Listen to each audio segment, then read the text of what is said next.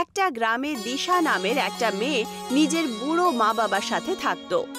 দিশার মা বাবা ভেজ পোলাওয়ের ঠেলা লাগিয়ে বিক্রি করত। দিশা একটা 20 বছরের মেয়ে ছিল যে সারা দিন বইয়েই ডুবে থাকতো।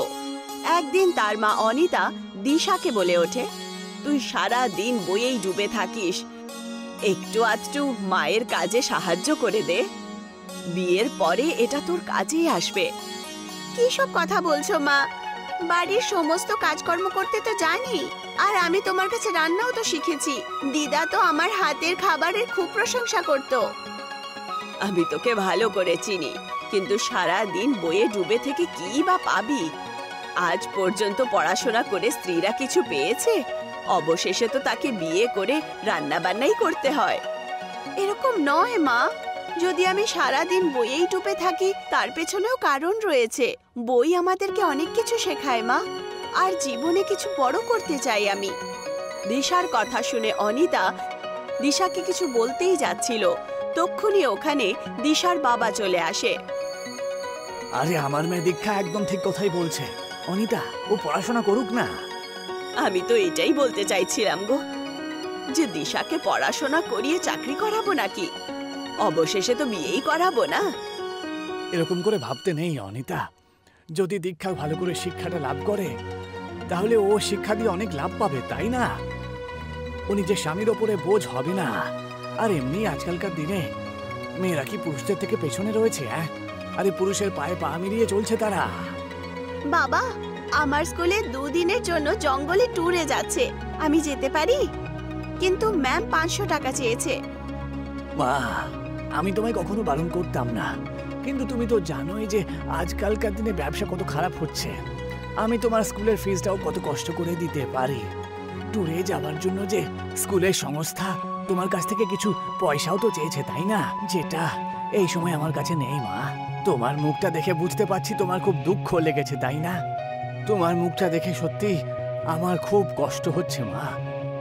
তুমি চিন্তা করো না মা, কালকে আমি কারুর কাছ থেকে পয়সা চেয়ে নিয়ে এসে তোমাকে দিয়ে দেব। বাবার কথা শুনে দিশা খুশির চোটে পাগল হয়ে যায়। এটা কি গো, এখন মেয়ের জন্য পয়সা উধার নেবে? আরে কোনো ব্যাপার না, মেয়েটা পড়াশোনা করতে পারলে তো ও আগামী দিনে অনেক বড় হবে, আমাদের পাশে থাকবে। কিন্তু পরশু আমাদেরকে বাড়ির ভাড়া দিতে হবে যে। পরের দিন রমন আবার নিজের ঠেলা নিয়ে বাস স্ট্যান্ডের কাছে চলে যায়, আর ও এটাই ভাবতে শুরু করে যে সে টাকা কার থেকে উধার চাইবে। তক্ষুনি সে দূর থেকে গ্রামের প্রধানকে আসতে দেখে, যিনি তার কাছেই আসছিলেন। নমস্কার নমস্কার প্রধান মশাই। আরে আরে নমস্কার নমস্কার নমস্কার। তা বলো, কেমন আছো তুমি? তো ব্যবসা কেমন চলছে তোমার? বাজারের অবস্থা খুবই খারাপ প্রধান মশাই। আগে পোলাও বিকেলের মধ্যে বিক্রি হতো, কিন্তু এখন তো কখনো কখনো যেমনকার পোলাও সেরকমই পড়ে থাকে, তাই না? খুবই সমস্যা আমার। আরে আরে রমন, আজকাল হলো চাইনিজ ফুডের যুগ। এখানে নানা রকমের খাবার তৈরি হচ্ছে, আর তুমি মানে এর মধ্যে তোমার এই দেশি পোলাও আর কে খাবে বলো তো? গ্রামের দশা এখন আর আগের মতন নেই ভাই। গ্রামের লোকজনও তো আগের থেকে পাল্টে গেছে। প্রধান মশাই, আমি আপনাকে কিছু বলতে চাই। হ্যাঁ হ্যাঁ হ্যাঁ, বলো বলো, কি কথা বলতে চাও বলো। আমাকে কিছু পয়সা ধার দেবেন আপনি? কত পয়সা লাগবে তোমার? ওই আমার 2000 টাকা মতন লাগবে আর কি। আসলে ব্যাপারটা হলো আমার 1500 টাকা বাড়ির ভাড়া দিতে হবে তো, আর 500 টাকা মেয়ের স্কুলে জমা করতে হবে আমার। আরে তো দীক্ষা স্কুলের ফিস এখনো দিতে পারোনি নাকি? না, সে তো আমি কবে দিয়ে দিয়েছি প্রধান মশাই। আসলে ব্যাপারটা হলো যে স্কুলের তরফ থেকে বাচ্চারা সবাই ট্যুরে নিয়ে যাচ্ছে, মানে জঙ্গলে। তাই মেয়েটা যেতে চাই তো, সেই জন্য পয়সাটা চাইছিলাম। স্কুলের লোককে 500 টাকা দিতে হবে আমাকে। আরে তোমার কি হয়েছে বলো তো রমনা? তোমার ব্যবসা একই খারাপ চলছে, আর তার উপর তুমি বাড়ির ভাড়াও তোমাকে দিতে হবে। এর মধ্যে তুমি তোমার মেয়েকে ট্যুরে পাঠাতেই হবে তোমাকে। মেয়েটা গাছপালা খুব ভালোবাসে প্রধান মশাই, আর সারাদিন ও তো শুধু গাছেদের ব্যাপারে বইয়েতে পড়তেই থাকে। আজকে বিকেলের মধ্যে যদি পয়সাটা আমি না দিই তাহলে মেয়েটার মনে মনে খুব কষ্ট পাবে প্রধান মশাই। প্রধান রমনের কথা শুনে রমনকে খুব ধ্যানপূর্বক দেখে। তক্ষুনি প্রধানের সাথী অভিমন্যু ওখানে পৌঁছে যায়। অভিমন্যু একজন খারাপ স্বভাবের ব্যক্তি ছিল, যে প্রধানের সব সময় কানে কিছু না কিছু বলতো। অভিমন্যু ওদের দুজনের কথা অনেকক্ষণ ধরে শুনল। অভিমন্যু প্রধানের কানে বলল, আরে কি এত চিন্তা করছেন প্রধান মশাই? 1000 টাকারই তো ব্যাপার, তাই না? দিয়ে দিন আপনি। আর এমনিতেই ও ঠেলা গাড়িটা 10,000 টাকা দাম হবে, তাই না? এই সময় ওর ব্যবসা একেবারেই ভালো চলছে না। ও আপনার পয়সা ফেরত দিতে পারবে না। পয়সার বদলে ওর ঠেলা গাড়িটা আপনি নিয়ে নেবেন। পুরো 8,000 টাকার লাভ হবে আপনার, তাই না? অভিমন্যুর কথা প্রধানের মাথায় বসে যায়। তা তুমি এই পয়সা কবে ফেরত দেবে আমাকে? হ্যাঁ প্রধান মশাই, মাত্র আমাকে 2 মাস সময় দিন, তাহলে দিয়ে দেব। তার আগে আমি কত পয়সা আপনার কাছ থেকে নিয়েছি, তাই না? কিন্তু সব সময় পয়সা তো ফেরত দিয়েছি। আরে সেই সময়ের ব্যাপারটা একেবারেই আলাদা ছিল, কিন্তু এই সময়ের ব্যাপারটা একেবারেই আলাদা। আমি ঠিক বুঝলাম না প্রধান মশাই। আরে দেখো রমন, আজকালকার ব্যবসা তো সবারই খারাপ চলছে, তাই না? আমারও ব্যবসা খুবই খারাপ চলছে, তো সেই জন্য পয়সা আমার তাড়াতাড়ি লাগবে। আর একটা 2 নম্বর কথা, পয়সা তো দিয়ে দেবো, কিন্তু কিছু জিনিস তোমাকে বন্ধক রাখতে হবে আমার কাছে। প্রধানের কথা শুনে রমন খুব অবাক হয়ে যায়। রমন জানতো যে প্রধান ভেতর থেকে তো ভালো স্বভাবের লোক। রমন বুঝতে পারল যে কিছুক্ষণ আগেই প্রধানের কানে অভিমন্যু কিছু না কিছু বলেছে, কিন্তু রমন খুব বাধ্য ছিল, কারণ প্রধান ছাড়া গ্রামে আর কেউ ছিল না যে 2000 টাকা রমনকে দিতে পারে। আমার কাছে আর কি আছে বলুন তো প্রধান মশাই?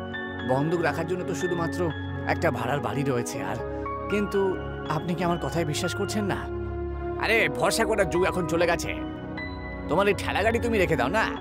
তোমার 1 মাসের মধ্যে যদি পয়সা আমাকে না দিতে পারো, তাহলে আমি তোমার এই ঠেলা গাড়িটা কবজা করে নেবো। হ্যাঁ, আর সেই নিয়ে কিন্তু তুমি কোনো কথা বলতে পারবে না। রমন গভীর চিন্তায় ডুবে যায় আর বলে, ঠিক আছে প্রধান মশাই, যেমনটা আপনি বলবেন। প্রধান হাসতে হাসতে ওখান থেকে চলে যান। বিকেলবেলা রমন 500 টাকা নিজের মেয়েকে দিয়ে দেয়। দিশা খুশির চোটে বাইরে চলে যায়, আর রমন সমস্ত কথা নিজের স্ত্রী অনিতাকে বলে দেয়। এটা কি করেছো তুমি? তুমি তো ভালো করে জানো যে ওরা ভালো স্বভাবের লোক নয়। প্রধান ভালো স্বভাবের আর দয়ালু ব্যক্তি। নিশ্চয়ই অভিমন্যু তোমার ঠেলার ওপরে লোভ দেখিয়েছে। প্রধান তোমার ঠেলা নিয়ে কি করবে? উনি নিশ্চয়ই তোমার ঠেলাটা অভিমন্যুকে দিয়ে দেবে। তোমার কাছে যখন ঠেলাই থাকবে না, তখন তুমি কি করবে? ততদিনে কিছু না কিছু একটা ব্যবস্থা আমি করেই নেব। এমনিতেই বাড়ি ভাড়ার জন্য পয়সা তো আমাদেরকে দিতেই হবে। 1500 টাকা তো আমাকে এমনিতেই চাইতে হতো। পরের দিন দিশা জঙ্গলে ট্যুরে চলে যায়। দিশা জঙ্গলের ঘন গাছগুলোকে মন দিয়ে দেখছিল। তখনই তার চোখ পড়ে একটা বুড়ি মহিলার ওপর। আর ওই বুড়ি মহিলা কলা পাতার ভেতরে কিছু রান্না করছিল। কলার পাতার মধ্যে থেকে খুব সুগন্ধ আসছিল। দিশা নিজেকে আটকাতেই পারল না, আর ওই বুড়ি মহিলার কাছে চলে যায়। এটা কি মা? এটা কলার পাতার ভেতরে বানানো বিরিয়ানি সোনা। এটা কি করে সম্ভব হতে পারে? একদম সম্ভব হতে পারে সোনা। আমি এই রেসিপিটাকে জানি। তারপর দিশা সেই মহিলার চেহারাটাকে খুব গম্ভীরভাবে দেখে। আপনার চেহারার লাইনগুলোকে দেখে বুঝতে পারছি যে আপনি এই জঙ্গলে থাকেন না, আর এই রেসিপিটাও এই দেশের নয়। তুমি তো খুবই জ্ঞানী ব্যক্তি বাবু। তুমি কি করে বুঝতে পারলে এটা? আমি সারাদিন বই পড়তে থাকি। আমি কিছু নতুন শিখতে চাই। আমি তোমার থেকে খুব প্রভাবিত হয়ে গেছি। কি নাম তোমার? দিশা। দিশা, দিশা, তুমি একদম ঠিক বলেছ। আমি নিজের যুবক অবস্থাতেই অর্ধেক পৃথিবী ঘুরে নিয়েছি। আমার পরিবারের লোকেরা সবাই আমাকে ছেড়ে বিদেশে গিয়ে শিফট হয়েছে। সেই দিনের পর থেকে এই পৃথিবী থেকে আমার মন একেবারে সরে গেছে। এখন আমি জঙ্গলে একা থাকি। আপনি কি আমাকে এই রেসিপিটা শেখাবেন? যদি অন্য কেউ বলতো তাহলে আমি শেখাতাম না, কিন্তু তুমি খুবই জ্ঞানী ব্যক্তি।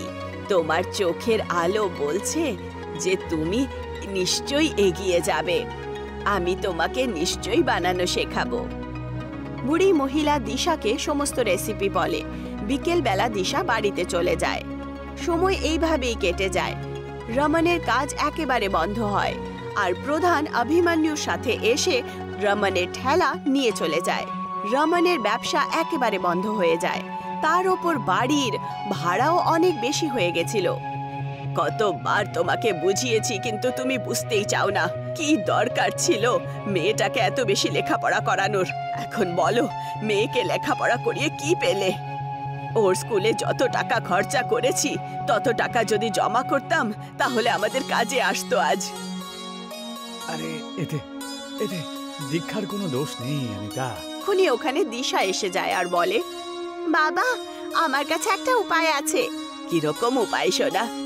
কিছু মাস আগে যখন আমি জঙ্গলে ট্যুরে গেছিলাম তখন ওখানে একজন বুড়ি মহিলার কাছে আমি একটা বিরিয়ানির রেসিপি শিখেছি। আমার মনে হয় যদি সেই বিরিয়ানি আমরা আমাদের গ্রামের লোকেদের বিক্রি করি তাহলে অনেক লাভ হবে। কিরকম কথা বলছিস তুই? কি বলতে চাইছিস যে তোর বাবা পোলাও বানাতো? অনিতা, আমার মনে হয় দীক্ষা একদম ঠিক কথাই বলছে। প্রধানমশাই তো এই কথাটাই বলছিল যে এখনকার দিনে ভারতবর্ষে নতুন নতুন খাবার চলে এসেছে, তাই না? যতদিন না আমরা নতুন কিছু করব ততদিন এইভাবে আমরা পিছিয়ে পড়বো, তাই না? কিন্তু সমস্যা এটা হলো যে মেয়ের কথাটা যদি মেনেও নেই তাহলে তুমি এই বিরিয়ানি বিক্রি করবে কোথায়? ঠেলা তো অভিমন্যু নিয়ে গেছে। তুমি তার চিন্তা করো না মা। আমি নিজের বাড়ির আর্থিক স্থিতির ব্যাপারে টিচারের সাথে কথা বলেছি। ওনার কাছে একটা খালি দোকান আছে। উনি আমাকে বলেছেন যতক্ষণ পর্যন্ত আমরা টাকা না রোজগার করি ততক্ষণ পর্যন্ত দোকানটা আমরা নিতে পারবো। দিশার কথা শুনে রমন খুশি হয়ে যায়। পরের দিন দিশা রমনকে খেতে নিয়ে যায় আর নিজের বাবার সাথে অনেকগুলো কলার পাতা নিয়ে দোকানে চলে আসে। রমন আর অনিতা সেই দোকানের পরিষ্কার পরিচ্ছন্ন আগের থেকেই করে ফেলে। দিশা সেই কলার পাতার ভেতরে বাসমতি চাল আর অন্যান্য জিনিস দিয়ে আগুনের মধ্যে রেখে দেয়। কিছুক্ষণের মধ্যেই পাতার বিরিয়ানি তৈরি হয়ে যায় আর সুগন্ধ বেরোয়। তার গন্ধ এত সুন্দর ছিল যে ওখান দিয়ে যেই লোকেরাই যাচ্ছিল তারা নিজেদেরকে আটকাতে পারলো না। একজন ব্যক্তি সঙ্গে সঙ্গে আসলো আর বলল, আরে আপনার দোকান থেকে খুব ভালো ভালো গন্ধ বেরোচ্ছে তো। এটা কি কোনো নতুন হোটেল নাকি? রমন কিছু বলার আগেই দিশা সেই লোকটাকে বলে ওঠে, আপনি একদম ঠিক বুঝেছেন, এটা আমাদের নতুন হোটেল, কলার পাতার বিরিয়ানির হোটেল। ওই ব্যক্তি সঙ্গে সঙ্গে সেই দোকানে একটা টেবিলে বসে যায় আর বলে, আমিও এক প্লেট খেতে চাই অবশ্যই। দিশা তাকে গরম গরম বিরিয়ানি এনে দেয়। ওই ব্যক্তিটা দেখতে দেখতেই বিরিয়ানির 4-5 প্লেট খেয়ে নেয়। দারুণ লাগলো আমার। তা কত হলো? 2000 টাকা। ওই লোকটা হাসি খুশি 2000 টাকা দিশাকে দিয়ে দেয়। ওই লোকটা শহরে থাকতো আর একজন ফেমাস ইউটিউবার ছিল। আরে এই ধরনের খাবার আমি আমার জীবনে প্রথমবার খেয়েছি। আমার তো মনে হয় না ভারতে অন্য কোথাও তৈরি হয়। আপনার যদি কোনো আপত্তি না থাকে আমি কি আপনার একটা ফটো কলার পাতার বিরিয়ানির সাথে সোশ্যাল মিডিয়াতে পোস্ট করতে পারি কি? হ্যাঁ নিশ্চয়ই, এতে তো আমাদের হোটেলেরই লাভ হবে। সেই লোকটা দিশার একটা ছবি কলার পাতার বিরিয়ানির সাথে তুলে নেয় আর ফেসবুকে আপলোড করে দেয় আর ওখান থেকে চলে যায়। রমন 2000 টাকা দেখে খুব খুশি হয়। এত টাকা ও 10 দিনেও রোজগার করতে পারতো না। দেখলে অনিতা, মা পড়াশোনা করে কত লাভ করেছে। একবার ভেবে দেখো, যদি ওকে পড়াশোনা না করাতাম তাহলে আজকে আমাদের কি অবস্থা হতো। তুমি একদম ঠিক বলছো। আমি তো নিজের ভাবনার ওপরে খুব খারাপ পাচ্ছি। কিছুদিনের মধ্যেই দেখতে দেখতে দিশার সেই ফটো সমস্ত ইন্ডিয়ায় ভাইরাল হয়ে যায়। দিশার হোটেল থেকে দূর দূর থেকে কলার পাতার বিরিয়ানি খেতে আসতে শুরু করে। কিছু মাসের মধ্যেই রমন সেই দোকানটা দিশার টিচারের থেকে কিনে নেয়। এখন রমনের একটা অনেক সুন্দর বাংলো ছিল আর সেই গ্রাম দিশার গ্রাম দেশ ভরে প্রসিদ্ধ হয়ে ওঠে। কিন্তু এই কথাটা অভিমন্যু সহ্য করতে পারল না। ও প্রধানকে বলে, আরে প্রধান মশাই, ও তো আপনাকে অপমান করলো।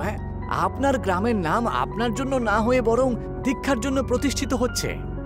প্রধান অভিমন্যুকে কিছু বলতো তার আগেই প্রধানের স্ত্রী ক্রোধিত হয়ে ওখানে আসে। এখন তোমার ঘরে আসার কোনো দরকার নেই। আরে এসব তুমি কি বলছো? আরে ও আমার পাশে থাকে সব সময়। তোমার সাথী নয় বরং তোমার শত্রু। আরে দিশাকে তো পুরস্কার দেওয়া উচিত। দিশার কারণে আমাদের গ্রামের নাম কত প্রসিদ্ধ হয়েছে। আমাদের বাচ্চাদেরকে এগিয়ে যাওয়ার প্রেরণা পেয়েছে। এই অভিমন্যু সারা দিন গ্রামবাসীদের বিরুদ্ধে তোমার কানে বলে আর তোমার মাথা খারাপ করে। এর কারণেই তোমার ছবি কত খারাপ হয়েছে তুমি সেটা জানো না। প্রধান নিজের স্ত্রীর কথা বুঝতে পারে। সে অভিমন্যুকে ধাক্কা মেরে বাড়ির বাইরে বার করে দেয়। বিকেলবেলা প্রধান আর তার স্ত্রী রমনের হোটেলে বিরিয়ানি খেতে পৌঁছে যায়। আমাকে ক্ষমা করে দাও ভাই, আমি তোমার সাথে অনেক অন্যায় করেছি, তাই না?